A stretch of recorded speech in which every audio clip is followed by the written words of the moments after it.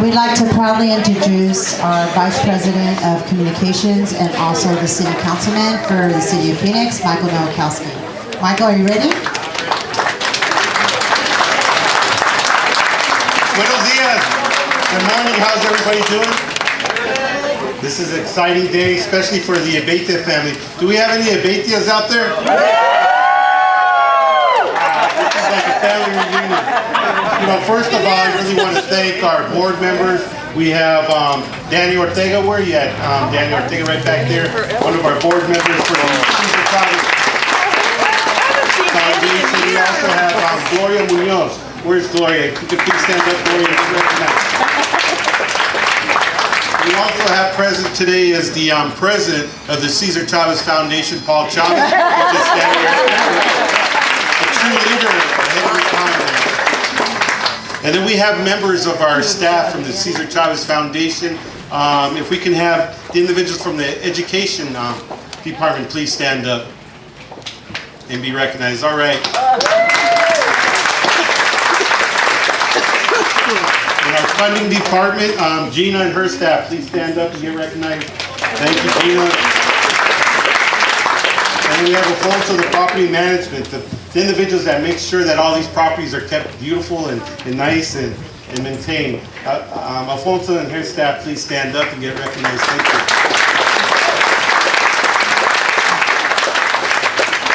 you. And our communications director, Mark Grossman.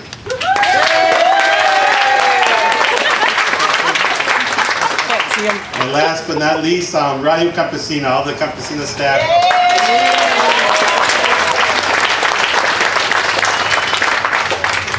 We have a tradition, and then we also have a council member, Sal DeCiccio, that's here with us. And we have our acting city manager, Ed Zerker, also with us.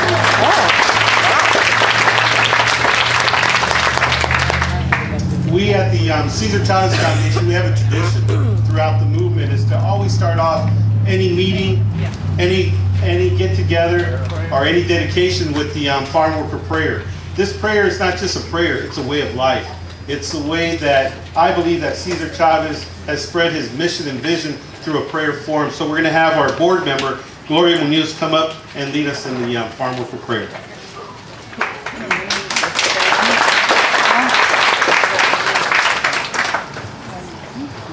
So can I have everyone stand, please?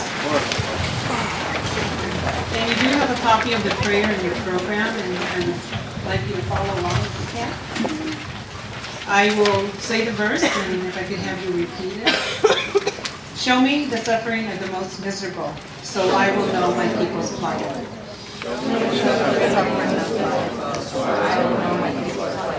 Free me to pray for others, for you are present in every person. Help me take responsibility for my own life so I can be free at last. Help me take responsibility for my own life so I can be free at last. Grant me courage to serve others, for in service there is true life. Grant me courage to serve others, for in service there is true life. Give me honesty and patience so that I can work with other workers. Give me honesty and patience so that I can work with other workers. Bring forth song and celebration so that the Spirit will be alive among us. Bring forth song and celebration so that the Spirit will be alive among us. Let the Spirit flourish and grow so that we will never tire of the struggle. Let the Spirit flourish and grow so that we will never tire of the struggle. Let us remember those who have died for justice, for they have given us life. Let us remember those who died for justice, for they have given us life. Help us love even those who hate us, so we can change the world. Help us love even those who hate us, so that we can change the world. Amen. Amen. Thank you. Thank you, Gloria. That's what it's all about, the Cesar Chavez Foundation is how do we change the world? How do we change the world one person at a time, or one senior at a time, by providing affordable housing for those individuals that worked all their lives. And when they retire to a Social Security check that they can't afford to rent an apartment. They can't afford to get their prescription drugs. So that's why we build these affordable housing. So 20 years ago, a great man passed away, Cesar Chavez. But to pick up his legacy and to continue that legacy, to continue to make sure that the needy are taken care of, to make sure that the voice of the voiceless are out there through Campesina, to make sure that families that need housing, that need a place to live, that they were equipped with affordable housing, good quality housing. Not just a house, but building communities and changing people's lives, making sure that our kids had higher education. And through that education, we would change poverty, domestic violence, and gang violence. And that person that's leading us in that march is Paul Chavez, the president of the Cesar Chavez Foundation. The president.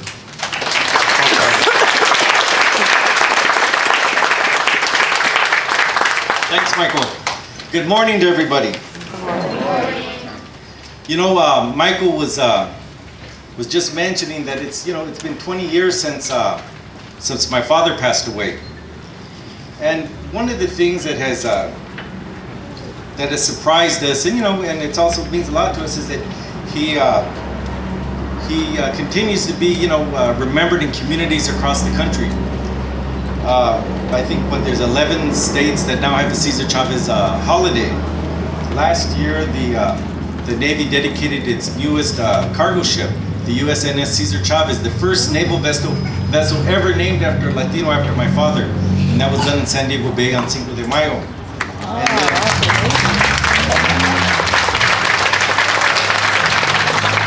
And then last October, we hosted President Obama at La Paz, where many of you have visited. It's a place where my father lived and worked for the last 23 years of his life, where he's buried, and President Obama came to dedicate the Cesar Chavez National Monument, which was also an important event for us who worked to continue my father's work.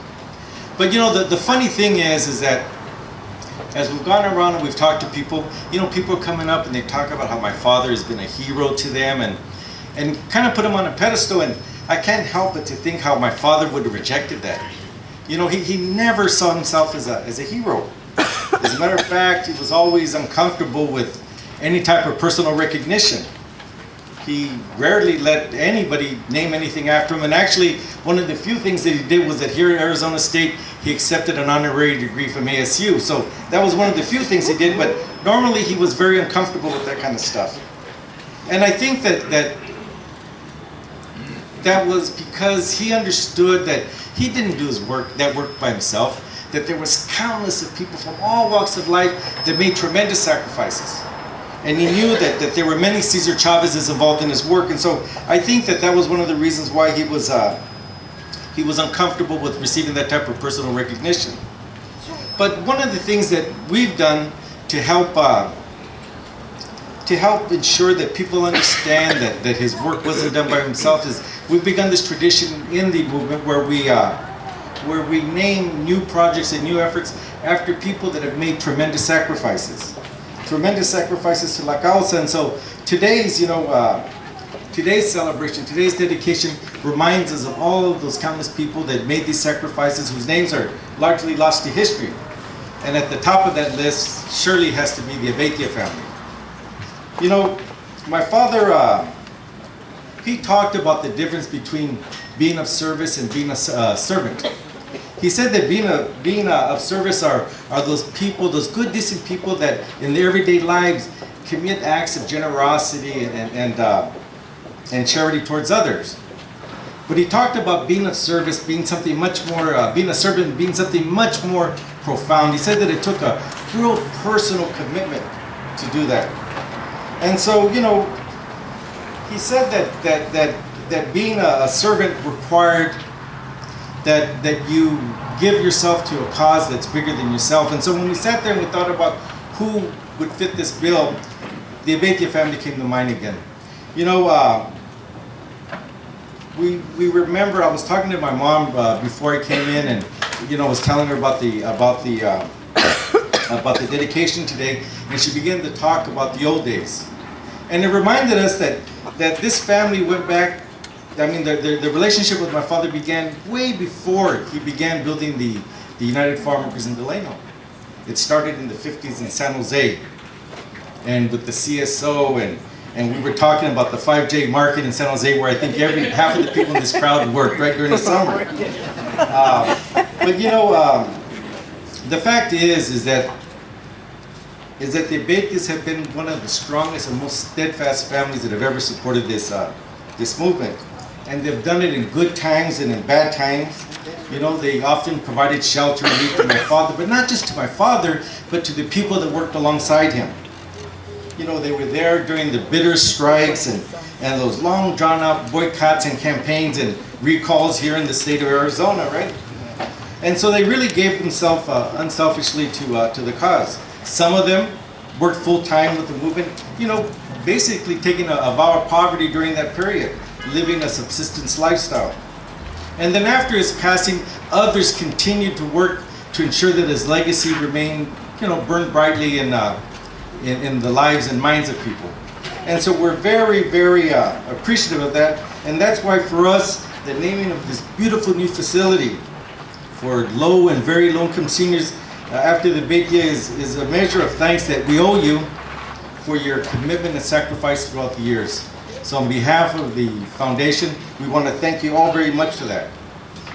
You know, I was looking at the plaque here, and I know that we single out 8 members of the family. It was so big that had we done everybody, we would have had to wrap the building probably 4 or 5 times. But I want you all to know that Paseo Betia really recognizes all of the members of the Betia family that have been so giving and unselfish with their time and support.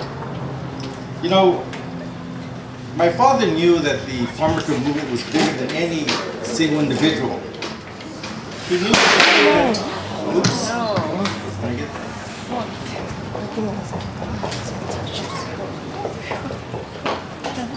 I think that's my father clapping and clapping.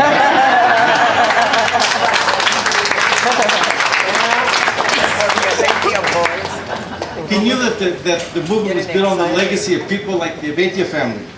And my dad was always blessed. He always felt blessed for the loyalty and support of such men and women. And those of us that continue his work feel the same way. So thank you all very much.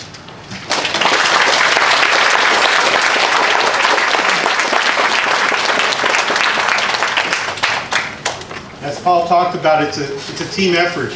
And a part of that team is our Executive Vice President of Housing and Development, Alfredo Malcudit. Come on.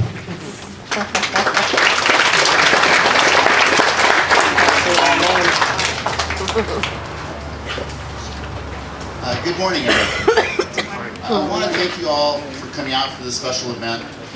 Grand openings are those special moments. They're very gratifying because this is when we get to celebrate all the good work of the Cesar Chavez Foundation, but also of all the partners that we need to make these type of developments a reality for the communities that we serve. Our goal in the Housing and Economic Development Department is to develop not only housing but commercial developments that support communities, create jobs, create opportunities for families to stay in the communities that they grew up in, allow seniors to stay in the areas that they worked, lived, and stay with their families. And so we're very happy for all of you to come out. When I think of Cesar Chavez, I think about how we talked about the dignity of working people. And these types of developments are an acknowledgement of that. You know, people who live here are the people who worked in these communities, educating our children, building our homes, getting the food for our tables, doing all the things that we expect them to do as part of our community and should be rewarded for that. And so this is a small thank you from the foundation to those members of the community who have done so much over the years to make this area a better place for all of us. Now, as I mentioned, housing and economic development does not work alone. We get out and work with stakeholders in the neighborhoods, in the community, talking to people, finding out what the needs are, and then working together to come up with the idea, the vision of a Paseo Betia. And once we have that vision, we started working on finding those partners who would, like us, want to make a positive impact in the communities that we serve. So we'd like to thank those partners today, mainly our financial partners, but also our development team. So if you guys don't mind, I'd like to acknowledge a few of those folks here with us. First off, when we talk about Paseo Beitia, I'd like to thank the U.S. Department of Housing and Urban Development, HUD. We have some folks here from there.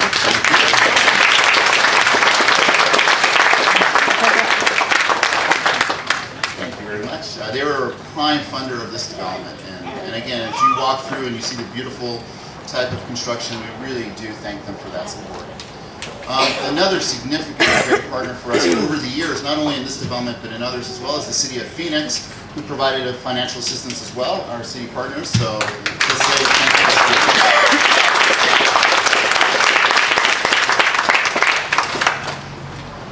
you. And finally, we also received a grant from the National Bank of Arizona. I don't know if anyone's here from the bank today, but again, all of these partners came together to provide the financing to make this a reality for us today. So let's say thank you to the National Bank of Arizona.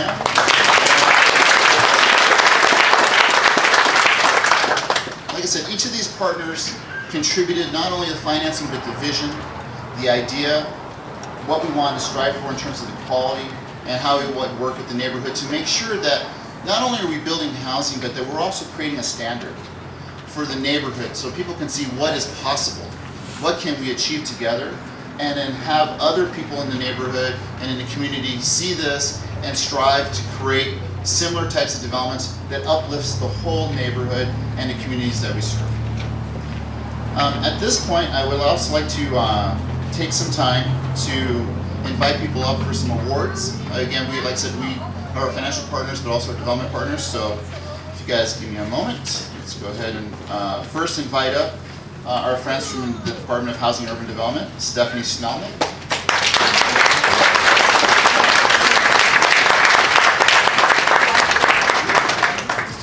We created these plaques. Again, these are the small tokens of our appreciation, showing the efforts of working together and just a little memento of this beautiful day and this beautiful day. So thank you very much.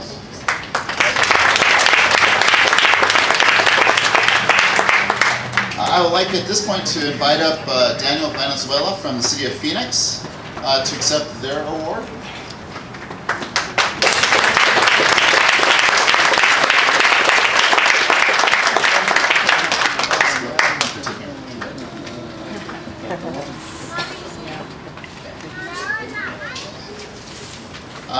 National Bank of Arizona, is anyone here from the bank at this point? No? Okay, well, we'll mail them their award. We also had quite a few professional partners who helped us with the design, the construction, and I'd like to acknowledge some of those folks right now. STG Design Incorporated was our architects. Is STG here? All right.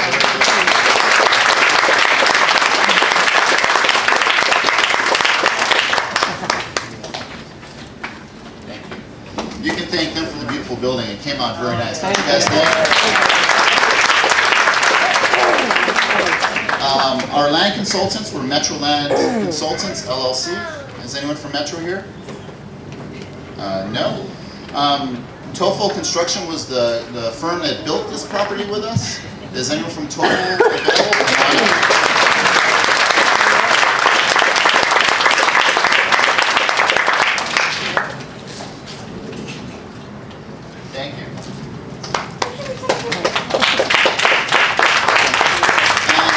From Wilderman Paralegal Services. They were our consultants helping us put the financing together and all the legal documentation for that. Okay, I think we'll have to send Patty hers separately as well. I'd like to acknowledge now some staff who put their, not only their work, but their heart into this project. It took several years to take that vision I talked about, work out all the details, go through all the brain damage, put it together, and then come up with this great concept. So it took a lot of folks that, I always talk about development being a relay race, where maybe the first person who started it doesn't come to the finish line, but they were definitely part of it. Gloria Munoz is here. She's a board member now, but she started this back in the day. Gloria, you want to stand up and say thank you? I'm looking for Jeannie Redondo and Ramona Aceves, who were with the foundation, who started this project. I don't see them in the crowd, but their tireless work, hours of dedication really came off, and we want to express our thank you for that. Jackie Rodarte and is Jackie out there? Way in the back is the project manager who finished this project.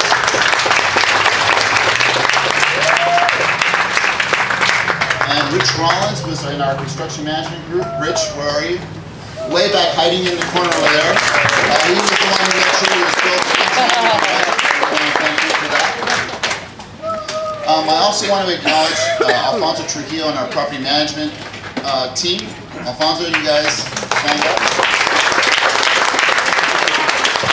Everyone contributes with their expertise, their knowledge, and I think the end result shows that. And so we want to thank them for that.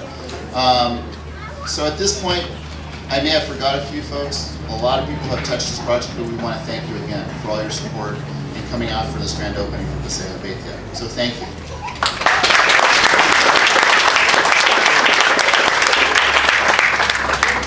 Well, thank you, Alfredo. And this is really done by all the different partnerships that we have. And one of the partnerships that we have is with the City of Phoenix. At this time, I'd like to invite Councilmember Danny Valenzuela and also Councilmember Sal DeCiccio up to the podium. And Danny chairs our Neighborhood Services and Housing Subcommittee. Also, we would like to have Barbara and Sylvia come on up.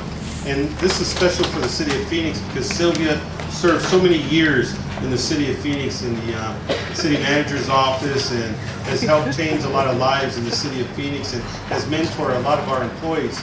And to have Sylvia be a part of this celebration is an honor for the City of Phoenix. And Sylvia, we just really want to thank you for everything you've done for the City of Phoenix and for the Cesar Chavez Foundation, creating the luncheon that became a breakfast, that became a dinner, and now the legacy continues. So thank you for everything you've done for the Cesar Chavez Foundation.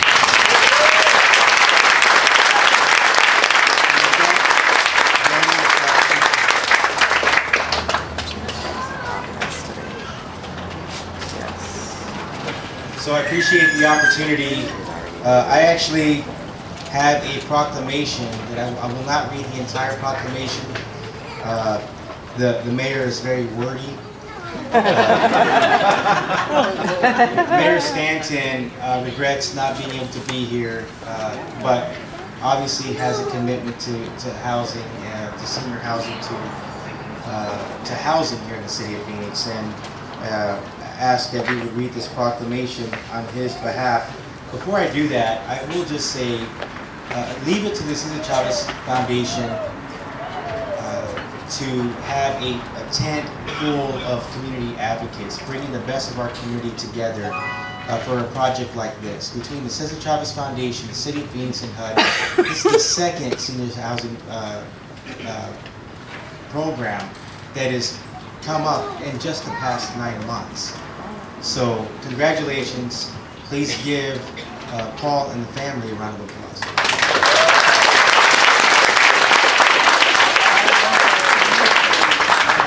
I'll read part of it here.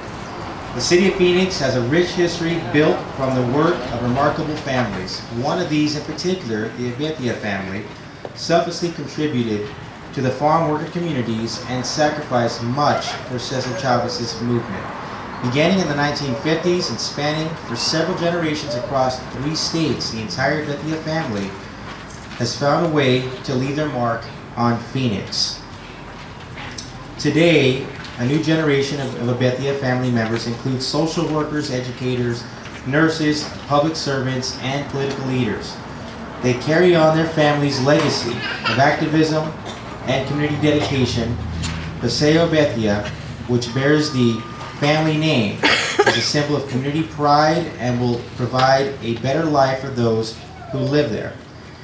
Now, therefore, I, Greg Stanton, Mayor of the City of Phoenix, Arizona, do hereby proclaim November 15th, 2013 as Familia Bethia Day. To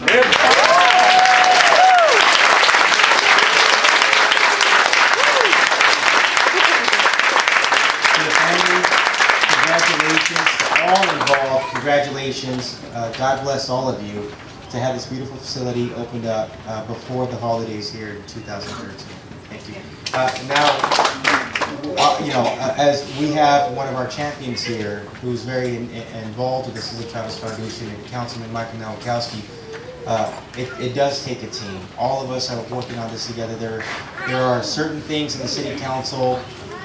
Sometimes people would say even few things. I disagree with that, but there are things that we unanimously agree that are important things, and this is one of those things. And here to share a few words is Councilman Salvi Sisi. It's not about the things, but it's about the families and all about the people who are able to put things together. We have a great working relationship on the City of Phoenix. Sometimes if you listen to the media, it's not always like that, but it's not true. Michael has been a champion. Your family has been a champion throughout the years, and for me, it's an honor just to be here and be able to say, thank you for all the work that you've done for the City of Phoenix. The fact that you have Mr. Chavez coming out, that's pretty big. I got my picture taken with him. I thought that was my highlight. A while back, I just have to tell you just a little funny story. They already read the proclamation, so I can just kind of talk like I do sometimes. It's the Italian thing. But I had my kids take a picture with Paul Chavez when they had the dinner that Michael had put together, and Gloria and others, and the dinner you put together, Sylvia. And so I had to take the picture into school because I just thought it was kind of cool. And they're like, "How'd you get that?" And all the teachers were amazed at it. But it's just a history that we have, and it's all done because people do work together.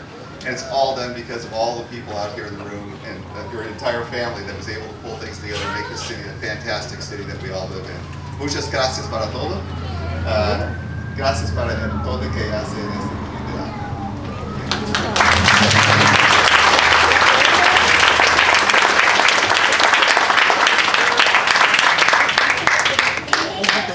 Wow, you guys have your own day now.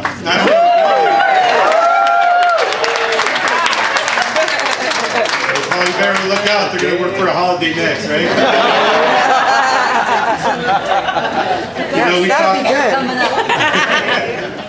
We talk about all the different partnerships. One of the biggest partnerships that we have is with HUD. And we have a representative here with us, Stephanie, that's going to come up and talk a little bit about our partnership with HUD. Come on down. Thank you.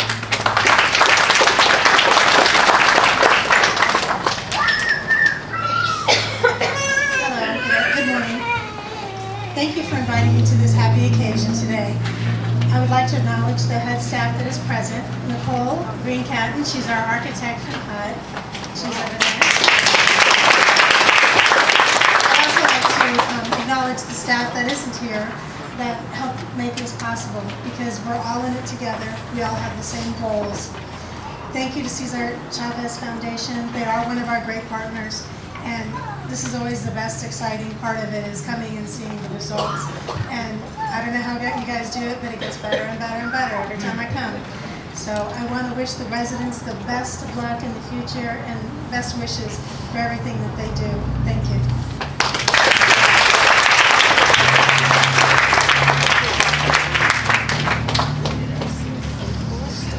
And next to the podium is Mark Grossman, that served with Cesar Chavez as his press speechwriter, and also a good friend for 24 years, and has actually lived and walked with Cesar for those 24 years.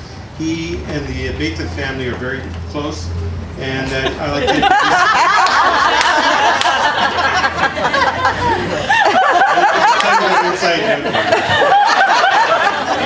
at this time, I'd like to introduce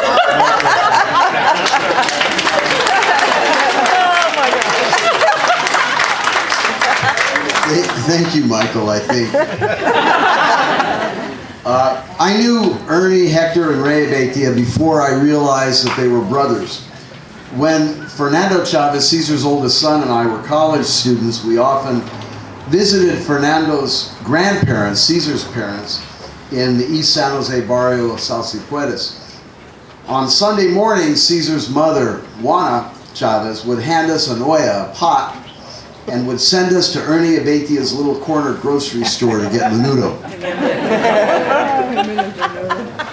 Soon, Ernie came within a hair's breadth of becoming the first Latino north of the Tehachapi Mountains to be elected to the state legislature. And through his community and political activism, Ernie inspired a generation of Latino activists. I knew Hector Abeitia from Caesar as a pioneer in farm labor organizing going back to the early 1960s.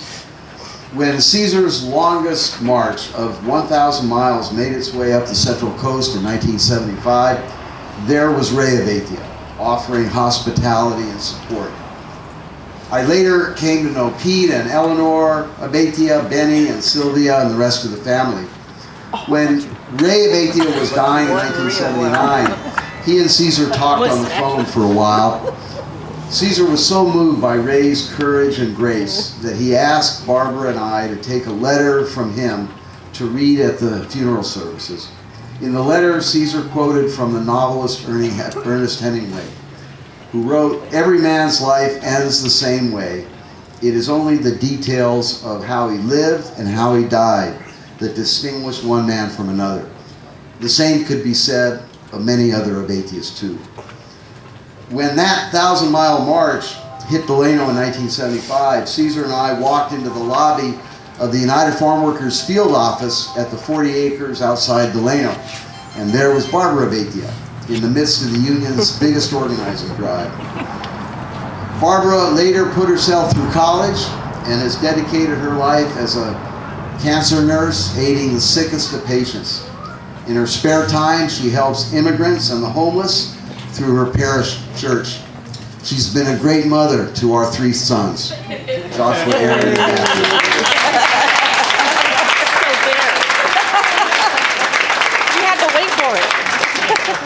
It was worth it. After Paul Chavez and Danny Ortega, Gloria Munoz, the rest of the Cesar Chavez Foundation Board of Directors unanimously voted to name this beautiful senior community Paseo Abeitia, Paul asked me to call Barbara and Sylvia and to let them know. They were very emotional. It was an emotional time.